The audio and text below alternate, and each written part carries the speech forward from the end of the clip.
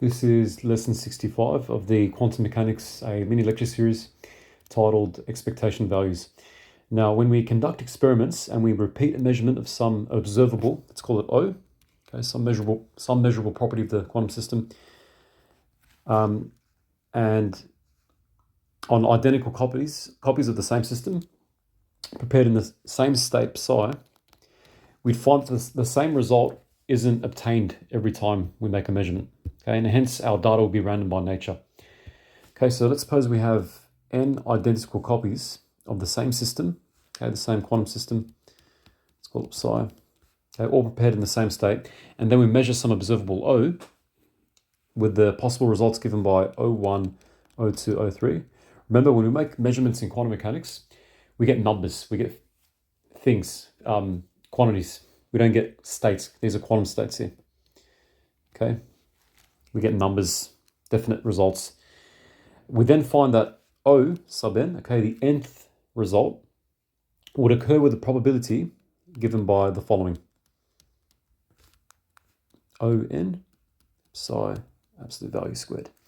In other words, we take the inner product of the result with the quantum state psi, and we take the absolute value squared because probabilities have to always be positive, and sometimes psi can be a complex number. So that's why we take the absolute value squared. And if you recall, absolute value is a measure of how far something is from zero, right? So if I have negative 10, absolute value of negative 10 means that it's 10 units away from zero. And square because the negative of a square is just a positive, right? That's what we get. And so therefore the result will occur approximately n times this times.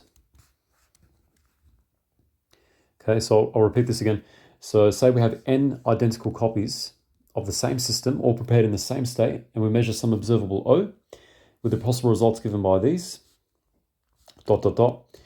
We then find that having the nth observable would occur with this probability here. Okay, and the result will occur this many times, n times the probability. And so therefore, with this in mind, quantum mechanics can actually allow us to calculate what's known as the expectation value of some observable. Okay, the expectation value is the expected value of a result obtained from conducting an experiment. Okay, so loosely speaking, the expectation value is like the average of all possible results of some measurement.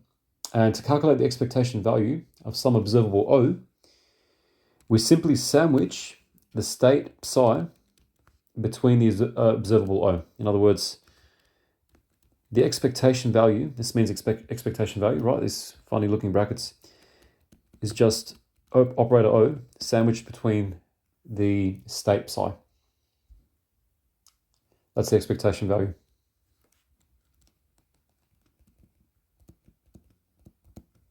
Of some observable.